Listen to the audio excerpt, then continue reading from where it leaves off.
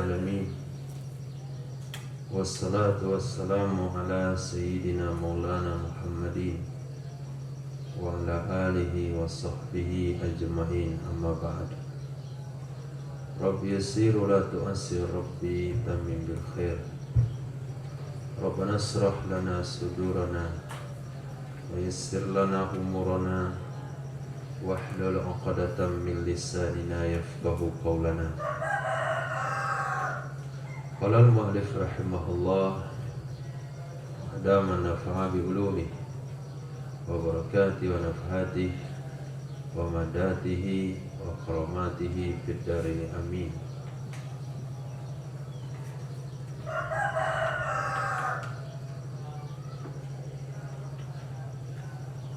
Fikih halaman 59. Bismillahirrahmanirrahim. Wa thaniha, dan yang keduanya kembali kepada syarat wudu. Dan yang keduanya dari syarat-syarat wudu adalah jaryu ma'in ala mudwin mausulin, mengalirkan air atas anggota yang dicuci. Fala yakfi, maka tidak cukup ayyamassahul ma'u, bahwa atau ayyamassahu ma'a, bahwa mengusapkan ia seseorang akan anggota yang dicuci akan air bila jaryan dengan tanpa dialirkan, li'annahu la yusamma ghusla, salah baris kitabnya, li'annahu la yusamma ghasla, karena sesungguhnya mengusapkan itu tidak dianggap atau tidak disebut dengan mencuci. Jadi wudhu itu adalah syarat yang keduanya, air itu harus mengalir di anggota tubuh yang dicuci. Anggota wudhu yang dicuci, pertama muka, kedua tangan, kemudian kaki. Kalau kepala itu anggota yang disapu, yang diusap. Nah, tiga anggota ini, muka, tangan, dan kaki, itu harus airnya dituang sampai mengalir. Nggak boleh ambil air dikit, lalu ke muka set begini, nggak pakai bedak, itu nggak sah. Jadi sekali ambil, sah, ngalir ke bawah, ngalir. Bukan ambil dikit, dibasah-basahin, itu namanya mengusap, dan itu tidak sah. Mengalir yang dimasukkan di sini bukan mesti mengalir kayak sungai. Nah, mesti pula pakai gayung. Nah, penting ngalir ke bawah. Enggak begitu juga. Nah, yang ketiga, wa thalithuha alla yakuna alaihi, bahwa tidak ada di atasnya. Artinya alal udwi, atas anggota tubuh tersebut, atas anggota wudhu tersebut, mughayyirun lil ma'i, itu yang merubah bagi air, taghayyuran daran, perubahan yang membahayakan, perubahan yang berpengaruh kepada kesahan. Itu mana daran, membahayakan itu. membahayakan, artinya berpengaruh kepada kesahan, seperti za'faran dan seperti sandal, kayu gahru. Khilaf bagi sekelompok ulama. Jadi kalau sekiranya di anggota wudhu dia memakai za'faran misalnya, ketika dia siram air ke tangan dia akhirnya berbau za'faran, nanti wudhunya nggak sah. Pakai make up, make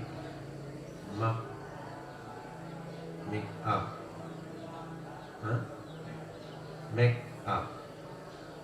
Nah, ada alas bedah, kemudian bedah, kemudian penutup bedah, kemudian pelicin bedah. Itu kalau dia usap ke muka dia akhirnya air bau bedah, maka wudhunya nggak sah. Maka sebelum berwudhu dia memakai hand body, yang memakai bedah, yang memakai obat anti nyamuk, itu dicuci dulu. Nah, lepas itu baru berwudhu. Khilaf bagi sekelompok ulama. Maksudnya ada sekelompok ulama mengatakan kalau hanya sekadar za'faran dan gahru yang berupa minyakan, maka enggak ada masalah. Warabi'uha, yang keempatnya adalah alla yakuna 'alal 'udwi hailun bainal ma'i wal maghsuli, bahwa tidak ada di atas anggota wudhu penghalang antara air dan benda yang dicuci, anggota yang dicuci, seperti nauratin, kapur, wasam'in, lilin, duhnin jamidin, minyak yang sudah keras, wa aini habrin, ain tinta, wa hinain, dan inai. Di atas anggota tubuh tidak ada penghalang antara air dengan anggota yang dicuci. Hari ini tukang cat, nah, misalnya kalau di badan tukang cat itu ada catnya, terkena cat anggota wudhunya, maka mesti dibersihkan dulu. Kena semen misalnya, atau kadang-kala keringat yang sudah menggaram, itu juga bisa sama. Karena perjalanan 3 hari 3 malam enggak mandi-mandi,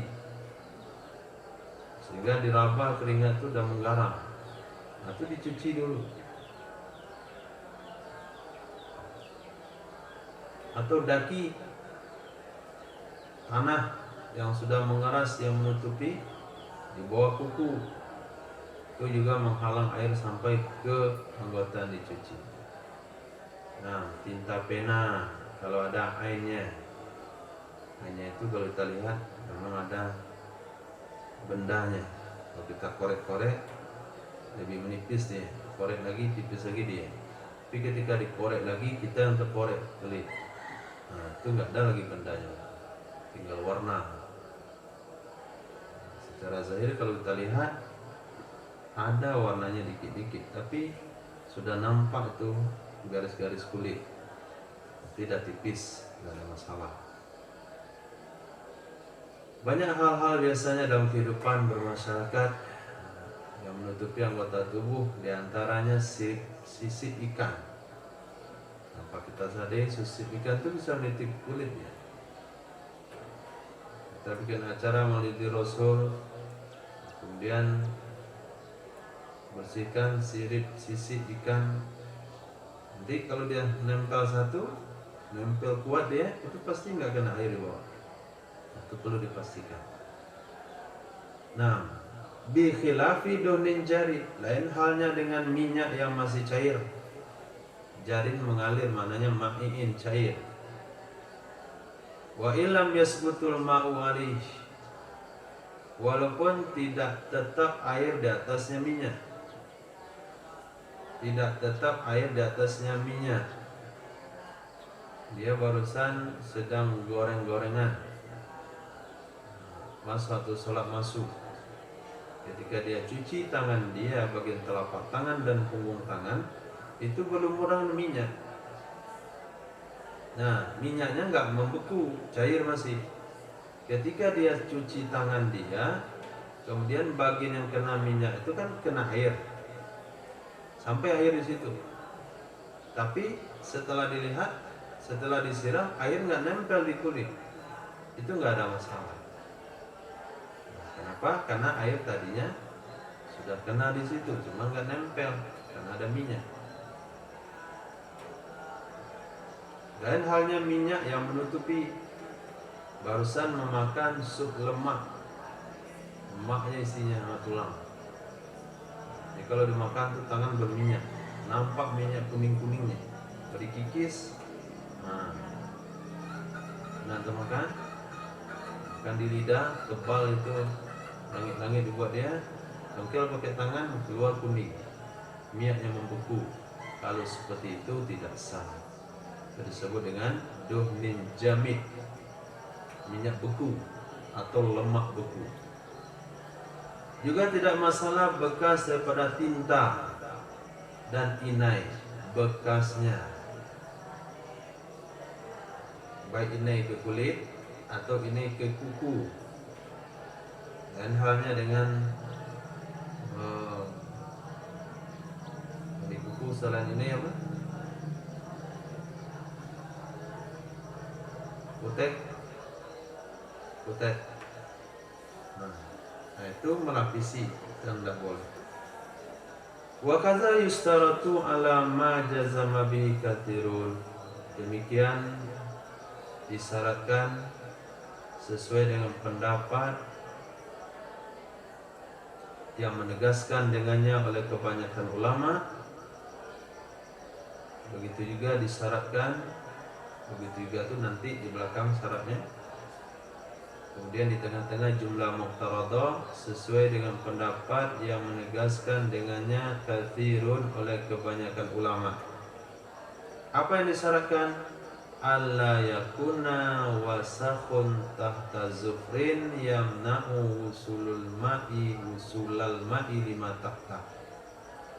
Bahwa tidak adalah daki di bawah kuku yang menghalangi sampai air ke anggota di bawahnya kuku. Lima tahtahu, ke anggota di bawah kuku. Jadi di bawah kuku itu nggak ada daki.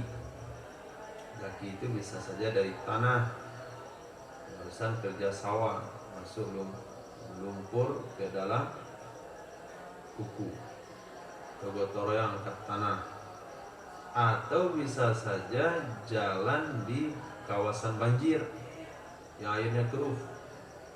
Nah, nanti air yang keruh itu masuk dalam kuku.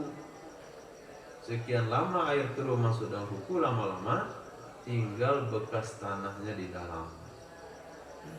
Nah, itu mesti dibersihkan, karena tidak sah hukumnya kalau ada sesuatu yang menghalang sampai air ke anggota di bawah kuku.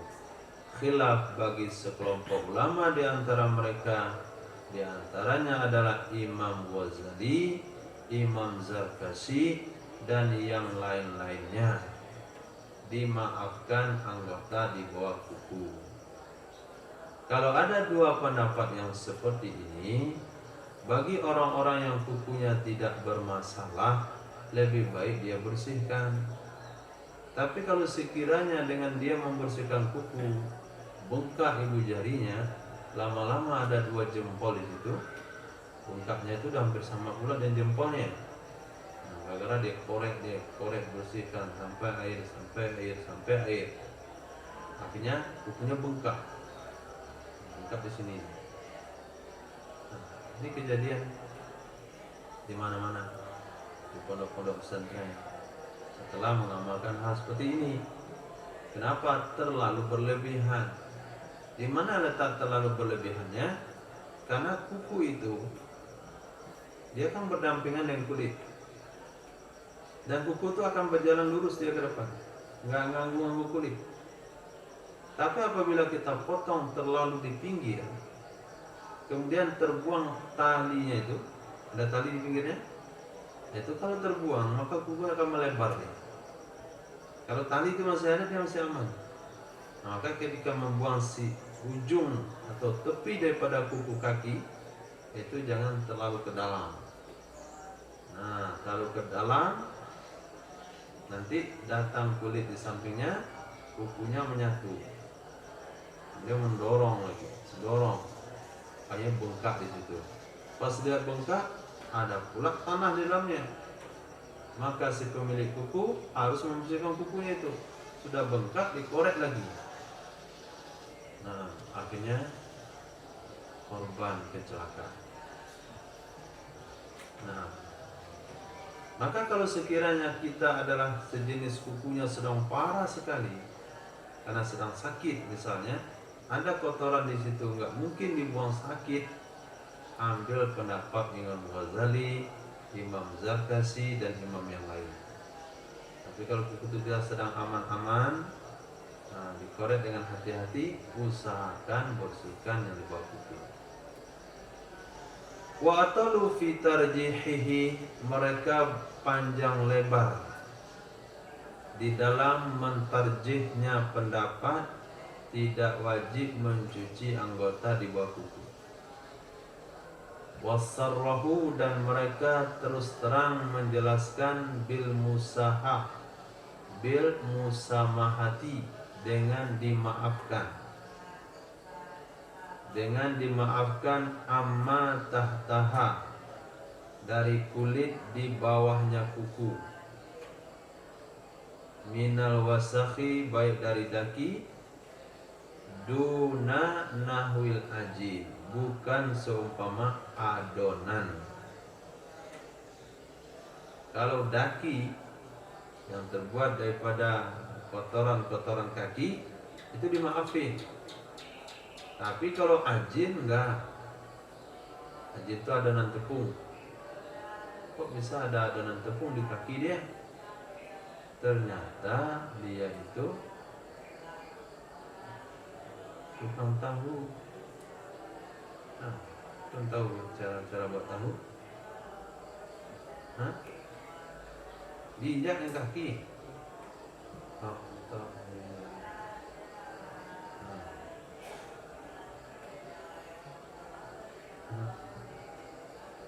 Sampai rumah dulu, masih sekarang masih ada pabrik tahu. Orang di kampung beli ke pabrik tahu tuh, banyak orang beli. Setelah mungkin dia lihat kali, jarang dia beli.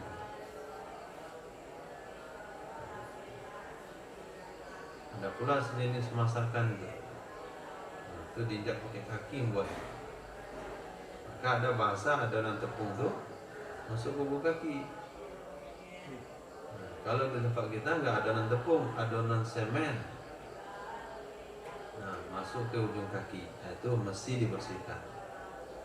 Maksud contoh di sini adalah setiap sesuatu yang nggak biasa masuk ke kuku, nah itu nggak dimaafkan. Tapi kalau memang biasa, dimaafin kotoran-kotoran kaki. Wa asyara al-azra'iyu arza'iyu wa ghairuhu ila dha'fi maqalatihi, dan mengisyaratkan oleh Imam Azra'i biasanya Azra'i itu apa? Azra'i kan? Kenapa Azra'i dibuat?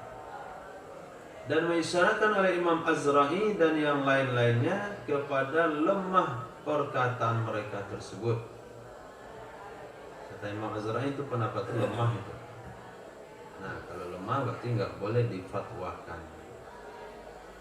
Cukup fatwa ini bagi yang belajar, dan cukup kita sampaikan kepada orang yang sudah kondisinya darurat. Wa qad sarraha fit tutimma wa ghairiha, sungguh telah menjelaskan ia pengarang kitab Tutimmah Nggak ingat pengarangnya siapa? Di dalam mungkin ada.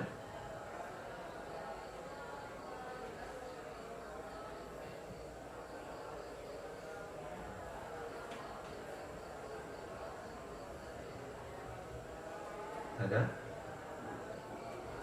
Kitab Tutimmah.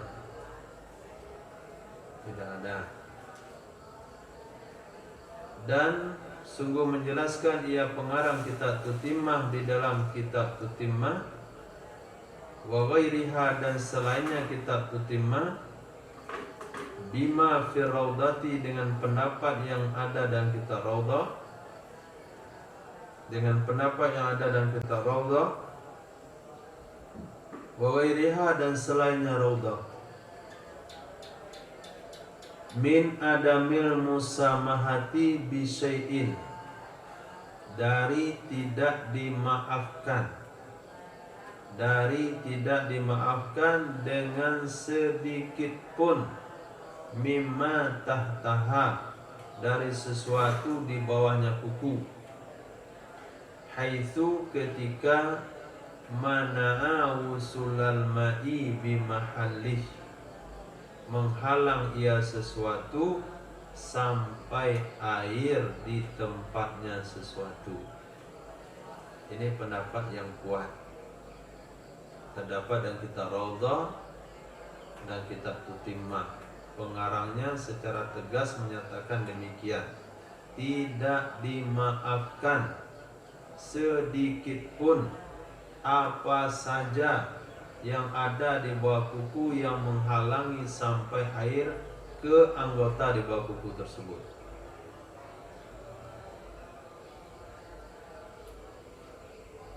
Kamu kuku kaki, jempol terutama, itu kalau perlu kerja-kerja bakti itu dibungkus jempolnya, lagi kerja tanah, lagi masuk lumpur, atau pakai sepatu bak kuning. Ya aman. Apalagi semen masuk, keras itu. Nggak masuk semen kok airnya itu lama-lama dia mengeras di dalam. Nah, itu terhalang air. Wa aftal Baghawi, telah memfatwakan oleh Imam Baghawi, fi wasakhin, tentang daki, hasala min gubarin, yang tercipta ia daki dari debu. Apa fatwa Imam Baghawi? Bi annahu, dengan sesungguhnya daki yang tercipta dari debu, yamna'u sihhatal wudu'i, itu menghalangi ia kesahan wudu. Jadi daki dalam tubuh kita itu dari dua sumber. Satu memang daki dari kulit. Nah, daki yang dari kulit itu menunjukkan bahwasanya dia terbuat dari tanah. Itu akan keluar setelah kita kasih air, kita gosok. Kadang-kadang setelah dikasih air digosok nggak keluar juga dakinya, dikasih sabun dulu. Setelah kasih sabun dulu baru kesat dia, baru digosok, keluar dakinya. Nah, yang nggak mandi 3 hari, untuk bayangkan tuh, bergulung-gulung keluar. Itu dari kulit. Kalau yang itu menghalangi air nggak ada masalah. Kenapa? Karena dia nyatu dengan kulit. Tapi apabila daki yang tercipta dari debu, seperti dakinya para musafir, kalau dia ambil tisu, dilap muka, hitam warna dia. Sebab apa? Pulang kampung naik mobil nggak ada AC. Ambil juga, korek rumah hidup, hitam juga. Itu daki yang terbuat dari debu. Kalau begitu, maka ketika mampir dalam safar, baiknya cuci muka dan sabun dulu, baru wudu. Atau dibersihkan dulu lebih awal, daki-daki, debu-debu itu baru wudu. Yang main wudu aja langsung. bi khilafi ma nasa'a min badani, dengan sebalik daki yang muncul dari badannya sendiri.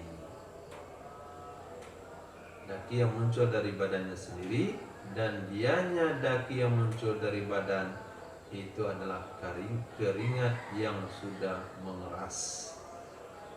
Keringat yang sudah mengeras. Apalagi dia duduk di ruangan tak berkeringat.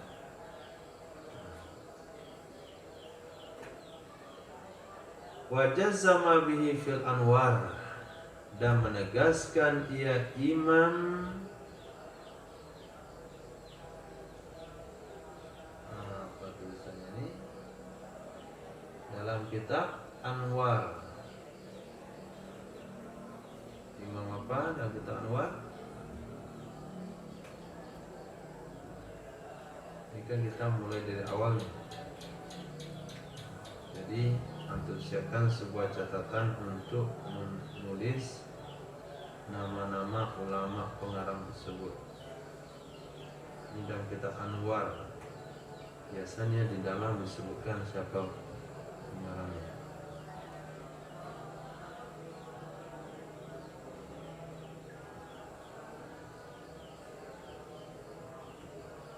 Tidak juga. Insyaallah nanti kapan-kapan disebutkan. Wa jazama bihi, dan menegaskan ia sahibul anwar bihi dengannya pendapat dalam kitab Al-Anwar. Ingat pengarangnya gitu aja lagi. Dan menegaskan ia sahibul anwar bihi dengannya pendapat dalam kitab Al-Anwar. Wa khamisuha, yang kelimanya dari syarat wudu adalah dukhulu waqtin lidaimi hadathi, masuknya waktu bagi si daim hadas. Bagi orang normal syaratnya 4. Bagi orang yang normal yang sehat walafiat itu syaratnya 4 untuk wudu. Tapi bagi daim hadas itu syaratnya 5. Daim artinya yang selalu, hadas ya berhadas, orang yang selalu berhadas, enggak ada waktu tanpa hadas. Nah, itu sembahyang hidup. Contohnya salis. Salis itu orang yang keluar air kencing melulu. Pokoknya setiap waktu pasti keluar ya. Tetes, tetes, tetes, tetes, kayak keran yang udah longgar. Jadi keran orang itu juga punya katup ya. Nah, apabila katupnya longgar, dia netes terus. Itu disebut dengan salisil bol. Juga mustahadah, wanita yang keluar darah mulu, gak ada waktu tanpa darah, itu sembahyang hidup. Dan sembahyang hidup mana ya? Keterpaksaan dalam hidup. Haid lebih pada 15 hari. Bahkan dalam sebulan tuh keluar darah, terus keluar darah. Maka nanti dalam bab istihadah itu pembahasan khusus, mana yang haid, mana yang